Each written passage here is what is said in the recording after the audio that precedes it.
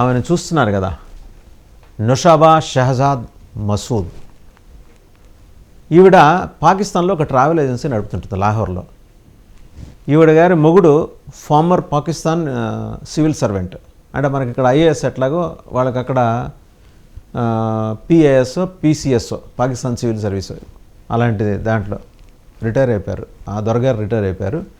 ఈవిడ ఎలగబెట్టే వ్యాపారం ఏంటంటే లాహోర్లో ట్రావెల్ ఏజెన్సీ దుకాణం నడుపుకుంటుంది. ఈవిడ ఎవరి కోసం పనిచేస్తుంది? ఇంటర్ సర్వీసెస్ ఇంటెలిజెన్స్ పాకిస్తాన్ గూఢచారి సంస్థ. అంటే ఉగ్రవాదులకి యూనిఫామ్ వేస్తే వాళ్ళే గూఢచారులు అయిపోతారు, యూనిఫామ్ తీసేస్తే ఉగ్రవాదులు అయిపోతారు, వేరే యూనిఫామ్ వేస్తే మిలిటరీ వాళ్ళు అయిపోతారు. అలా అందరూ కలిసి ఐకమత్యంగా పనిచేస్తుంటారు. ఆ పనిచేసే వాళ్ళ తరఫున ఈవిడ ట్రావెల్ ఏజెన్సీ నడుపుతుందన్నమాట. ఈవిడ ప్రధానమైన ఎజెండా ఏంటంటే, ఈవిడికి మళ్ళీ చైనాతో కూడా లింక్స్ ఉన్నాయి. అది మన ఇంటెలిజెన్స్ రా నుంచి ఎన్ఐఏ నుంచి సేకరించిన సమాచారం ప్రకారం ఏంటంటే, వాళ్ళు సేకరించిన సమాచారం ప్రకారం ఏంటంటే, ఈవిడ చైనా మావోయిస్ట్ పార్టీతోటి ఈవిడికి సంబంధాలు ఉన్నాయి. అండ్ అలాగే ఇంకా నార్వేలో ఉన్న మిలిటెంట్ గ్రూపులతో కూడా సంబంధాలు ఉన్నాయి ఈవిడికి. అంటే other way around Norway militant గ్రూప్స్కిను ఎల్టీటీకి ఇప్పుడు లేదు, నాన్ ఎగ్జిస్టింగ్ ఎల్టీటీ ఉన్నా కూడా పెద్దగా దాని ప్రభావం ఏం లేదు. శ్రీలంకలో లేదు పెద్దగా దాని ప్రభావం. వాళ్ళతోటి ఇంత హ్యూజ్ నెట్వర్క్ ఉన్న ఆవిడ పాస్పోర్ట్ చూడండి ఒకసారి, నేషనల్ ఐడెంటిటీ కార్డ్ ఆవిడకి, పాకిస్తాన్ నుషాబా షహజాద్ మసూద్. ఆవిడ గారి మొగుడి పేరు షహజాద్ మసూద్. వీళ్ళంతా మసూద్ అజహర్ మనకి ఆ పేరు గుర్తొస్తుంది కదా, ప్రముఖ టెర్రరిస్టు, ఇంటర్నేషనల్లీ డిజిగ్నేట్ టెర్రరిస్ట్. వాళ్ళకి వీళ్ళు బంధువులు. మొత్తానికి పాకిస్తాన్లోని పంజాబ్ ప్రాంతం ఈవిడది. ఆవిడ ఐడెంటిటీ నెంబరు కింద డేట్ ఆఫ్ ఇష్యూ 2022లో ఆవిడ identity card national identity card తీసుకుంది పాకిస్తాన్లో. అది కూడా మన వాళ్ళు సంపాదించారు. సరే, డేట్ ఆఫ్ ఎక్స్పైరీ 2032. ఈవిడ వ్యాపారం ఏంటంటే ట్రావెల్ ఏజెన్సీ పెట్టి అక్కడి నుంచి ఢిల్లీలో ఉన్న పాకిస్తాన్ హై కమిషన్కి ఫోన్ చేస్తుంది. ఒక్క ఫోన్ కాల్ ఈవిడ మేడం ఎన్ అంటారు, ఎందుకంటే నుషాబా షహజాద్ మసూద్ మేడం ఎన్ అని పాకిస్తాన్ ఇంటెలిజెన్స్ వాళ్ళు చాలా ముద్దు పేరుతో పిలుచుకుంటారు ఈవిడ్ని. ఐఎస్ఐ కానీ పాకిస్తాన్ మిలిటరీ ఇంటెలిజెన్స్ కానీ వాళ్ళ ఉగ్రమూకల ప్రాంతానికి బోల్డన్ని యూనిట్లు, మళ్ళీ మిలిటరీ ఇంటెలిజెన్స్ అని ఒకటి, అక్కడ మిలిటరీ ఎక్కడ ఎయిడ్స్ వచ్చిందంతా ఉగ్రవాదులే. ఆ ఇంటెలిజెన్స్ ఐఎస్ఐ మొత్తం ఉగ్రవాదుల గుర్తింపు కేంద్రము, తయారీ కేంద్రము, దానికి సంబంధించిన ప్రియాంబుల్ ఇదంతా ఇక్కడ చేస్తారు. అందులో మెరికల్ లాంటి కుర్రాళ్ళని, అలాగే జ్యోతి మల్హోత్రా లాంటి ఆశపోతుల్ని వాళ్ళు అట్రాక్ట్ చేస్తారు. దానికోసం వాళ్ళకి నిసార్ థిల్లాన్ అని ఒక పోలీస్ సబ్ ఇన్స్పెక్టర్, మాజీ పోలీస్ ఎస్ఐ పాకిస్తాన్లోని పంజాబ్ ప్రాంతం, అతన్ని ఒక రింగ్ లీడర్ లాగా పెట్టుకున్నారు. అతను కొన్ని వందల మంది మాజీ పోలీస్ ఆఫీసర్స్ని రిక్రూట్ చేసుకున్నాడు దీంట్లో. అతనికి గైడెన్స్ ఇచ్చేది ఈవిడ, ఈ మేడం ఎన్ నుషాబా షహజాద్ మసూద్. ఆవిడ ఏం చేస్తుందంటే, ముందర ఇతని ద్వారా వచ్చిన కొన్ని పేర్లు వస్తాయి. ఇలా యూట్యూబర్స్ ఉంటారు భారతదేశంలో, వాళ్ళకి ఒక్కొక్కడికి ఒక్కో యూట్యూబర్కి, అంటే నాట్ ఆల్, మళ్ళీ చెప్తున్నాను, యూట్యూబర్స్ వ్లాగర్స్ అందరినీ వాళ్ళు ట్రాప్ చేయలేరు. ఆ డబ్బాశ పేరాశ ఉండేవాళ్ళని ఐడెంటిఫై చేస్తారు. కొందరికేమో జ్యువెలరీ పిచ్చి, జ్యోతి మల్హోత్రా లాంటి వాళ్ళకి జ్యువెలరీ పిచ్చి వచ్చేసరికి ఆవిడ్ని నీకు ఎంత కావాలంటే అంత జ్యువెలరీ, ఎంత కావాలంటే అంత బంగారం ఆఫర్ చేస్తారు, ఇస్తారు కూడా. ఇచ్చి వాళ్ళు ట్రాప్లో పెట్టుకుంటారు. అదే ఆడపిల్లలకైతే. ఇప్పుడు వ్లాగర్స్ ఉన్నారు కొంతమంది, ఇప్పుడు మన సన్నీ యాదవ్ని కూడా విచారిస్తున్నారు, భయ్యా సన్నీ యాదవ్. వీళ్ళందరూ ఏంటంటే కర్తార్పూర్ దాకా వెళ్తారు. బార్డర్లో కర్తార్పూర్ దగ్గర నుంచి ఒక 4 రోజులు అదృశ్యం అయిపోతారు. అదే ఇవాళ ఎన్ఐఏ చాలా కీలకంగా దర్యాప్తు చేస్తుంది, ఎలా అదృశ్యం అయిపోతున్నారు. కర్తార్పూర్లో ఏమవుతుంది, ముందర మనవాళ్ళు చెక్ చేసి అక్కడ ఆ బార్డర్ దగ్గరికి వెళ్ళేప్పుడు, ఇదంతా అక్కడ పహల్గాం సంఘటన జరగక ముందు సంగతి నేను చెప్తున్నా. అక్కడి నుంచి అక్కడ డినైల్ ఏమైనా వస్తే వీళ్ళు ఇమీడియట్గా ఏంటంటే మేడం ఎన్కి కమ్యూనికేషన్ పంపిస్తారు. ఎవరి ద్వారా? నిసార్ థిల్లాన్ అనేవాడి ద్వారా పంపిస్తారు. వాడు మాజీ పోలీస్ ఇన్స్పెక్టర్ పాకిస్తాన్లో పంజాబ్ ప్రాంతంలో. వాడి పని ఏంటి, ఈ యూట్యూబర్స్ ఎవడెవడికి ఎన్ని వ్యూస్ ఉన్నాయి, ఎంతమంది ఫాలోయర్స్ ఉన్నారు, వాళ్ళ ఇన్స్టా అకౌంట్స్ ఏంటి, ఇవన్నీ చెక్ చేస్తాడు. వాడు ఒక పెద్ద నెట్వర్క్ ఉంది వాడికి, నిసార్ థిల్లాన్ అనేవాడికి. చేసి వాళ్ళని ట్రాప్ చేయటం, భారతదేశంలో ఏ రాష్ట్రంలో ఉన్నా సరే వాళ్ళని ట్రాప్ చేసి పాకిస్తాన్లో పిలిగ్రమేజ్ కోసం అని చెప్పేసి వాళ్ళ చేత వీసాలకి అప్లై చేయిస్తాడు. అప్లై చేయించినప్పుడు ఎంబడే ఏం చేస్తే మేడం ఎన్కి ఫోన్ చేస్తాడు. మేడం ఎన్ ఇప్పుడు ఒక సన్నీ యాదవ్ ఉన్నాడు, లేకపోతే ఇంకో రాజేందర్ సింగ్ ఉన్నాడు పంజాబ్ నుంచి. ఇలా ఎవరో రకరకాల పేర్లు. లేకపోతే జ్యోతి మల్హోత్రా ఉంది. వీళ్ళకి మనం పర్మిషన్ ఇప్పించాలి వీసా కోసం అంటే మేడం అని ఒక సింగిల్ కాల్ చేస్తుంది. అక్కడ డానిష్ అని ఒకడు ఉండేవాడు, ఇంతకుముందు మనం ఎక్స్పెల్ చేసాం, బహిష్కరించాం దేశం నుంచి. వాడు ఎలియాస్, వాడి పెద్ద పేరు ఉగ్రవాదుల పేరు లాగానే ఉంటుంది వాడి పేరు కూడా. వాడు డానిష్ అనే మారి పేరుతో జ్యోతి మల్హోత్రాని ట్రాప్ చేసేవాడు. వాడికి ఫోన్ చేసేది ఈవిడ. వాడు కాకుండా ఇంకొక ఆఫీసర్ ఉండేవాడు, పాస్పోర్ట్ ఆఫీసర్. అందులో ఈ ఇద్దరికి ఫోన్ చేసేది. చేస్తే ఇమ్మీడియట్గా మేడం ఏం చెప్పారు, వీసా అప్రూవ్ అయిపోతుంది ఎంబసీలో, పాస్పోర్ట్ ఆఫీస్ కాదు ఎంబసీ, పాకిస్తాన్ ఎంబసీలో వీసా అప్రూవల్ అయిపోయేది. ఎక్కువ హిందువుల్ని టార్గెట్ చేస్తుంది ఆవిడ. అన్ని మతాల నుంచి ఉంటారు, హిందువులను టార్గెట్ చేసి. ఎందుకంటే ఆవిడ ఒక విజన్ డాక్యుమెంట్ ఉంది ఆవిడకి. మనకి ఎట్లాగా 2047 అలా 2050 2080 ఉంటాయో, ఆవిడ కూడా ఒక విజన్ డాక్యుమెంట్ ఉంది.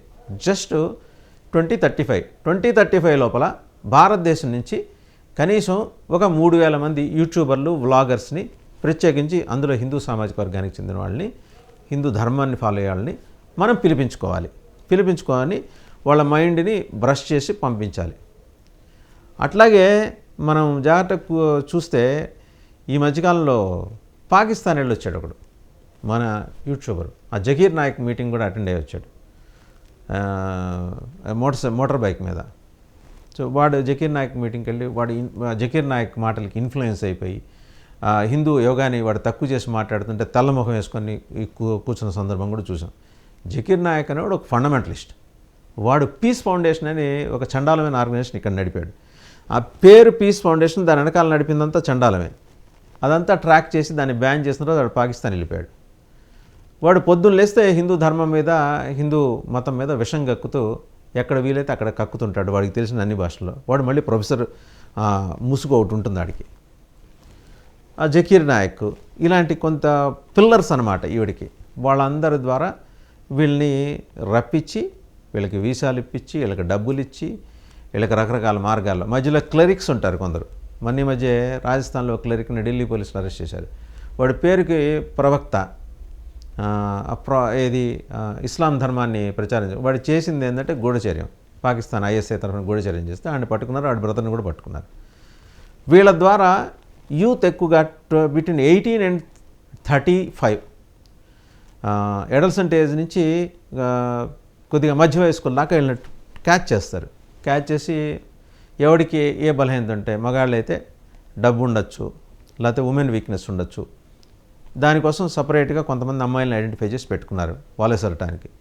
వాళ్ళు వచ్చేస్తారు. వాళ్ళు రకరకాల హిందూ యువతుల పేర్లతోటి, హిందూ మహిళల పేర్లతోటి వాళ్ళకి ఆల్రెడీ మన దేశంలో పాస్పోర్ట్లు ఉన్నాయి, thanks to west Bengal administration.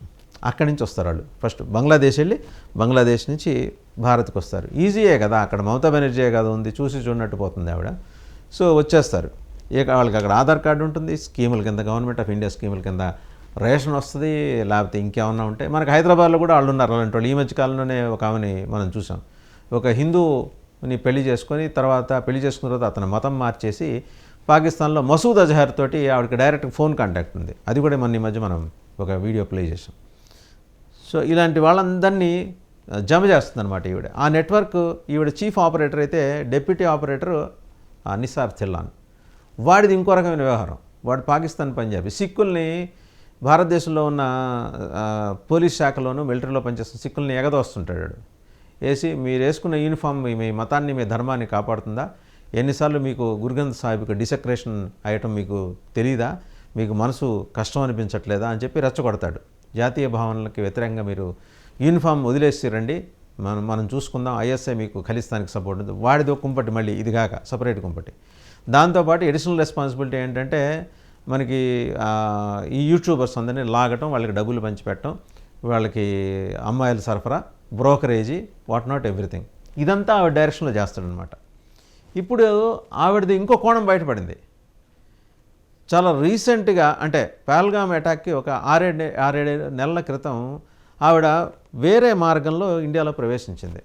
Not అఫీషియల్గా అయితే ఆవిడ రాలా, ఎక్కడో కంచెలు బంగ్లాదేశ్ నుంచి వచ్చిందా, ఎటు నుంచి వచ్చిందా అనేది ఇంకా నిర్ధారణ కాల. వచ్చినప్పుడు మావోయిస్ట్ హిడ్మాని ఆవిడ నేరుగా పాకిస్తాన్ ఎంబసీలో కలిసింది. ఇది కళ్ళు బయలు కమ్మే వాస్తవం అనమాట. మావోయిస్ట్ హిడ్మా కోసమే ఇక్కడ కర్రగుట్టల దగ్గర ఆపరేషన్ చేశారు. 10,000 మంది కేంద్ర సాయుధ బలగాల. ఆడు తప్పించుకొని పోయాడు. ఎనీహౌ వాడు హీ సేఫ్. వాడు ఒక 1000 మంది మసూద్ అజర్లు, ఇంకొక 1000 మంది హఫీజ్ సయీదులు పెట్టాడు. వాడిని ఆ మావోయిస్ట్ హిడ్మా చాలా వెరీ డేంజరస్ మ్యాన్. వాడిని కలిసింది. ఇక్కడ మనం గమనించాల్సింది ఏంటంటే కేవలం యూట్యూబర్లని అమ్మాయిల వలేసి ట్రాప్ చేయటం, డబ్బులు వలేసి ట్రాప్ చేయటం, అమ్మాయిలు అయితే వాళ్ళకి జ్యువెలరీ, ఇంకా రకరకాల ఆశలు చూపించడం, రకరకాల ప్లేసెస్కి వాళ్ళే డైరెక్షన్ స్క్రిప్ట్ ఆవిడే ఇస్తుంది. షీఈ్ వెరీ గుడ్ ఆరేటర్, మంచి స్క్రిప్ట్ రైటర్ కూడా ఆవిడే ఇస్తుంది. మేడం ఎన్ నుషబా షహజాద్ మసూద్ ఆవిడే ఇస్తుంది అనమాట. ఇచ్చి దాని ప్రకారం కీలకమైన వైటల్ ఇన్స్టలేషన్స్, డిఫెన్స్ వ్యవహారాలు, వివిధ మంత్రిత్వ శాఖలు, వివిధ రాష్ట్రాల్లో ఉన్న ఇంపార్టెంట్ ప్లేసెస్కి సంబంధించిన హెరిటేజ్ స్ట్రక్చర్స్కి సంబంధించిన ఇమేజెస్ అవన్నీ సేకరిస్తుంది వాళ్ళ ద్వారా, సమాచారం పంచుకోవటం ఇవన్నీ. దానికోసం వాళ్ళకి శాటిలైట్ ఫోన్స్ కూడా ఇచ్చిన సందర్భాలు ఉన్నాయట. ఇవన్నీ నెమ్మదిగా బయటకు వస్తున్నాయి. ఇప్పుడు హిడ్మాతో ఆవిడ జరిపిన చర్చల సారాంశం ఏంటంటే నేపాల్తో కూడా ఆవిడకి సంబంధాలు ఉన్నాయి. ట్రావెల్ ఏజెన్సీ ఉంది కదా.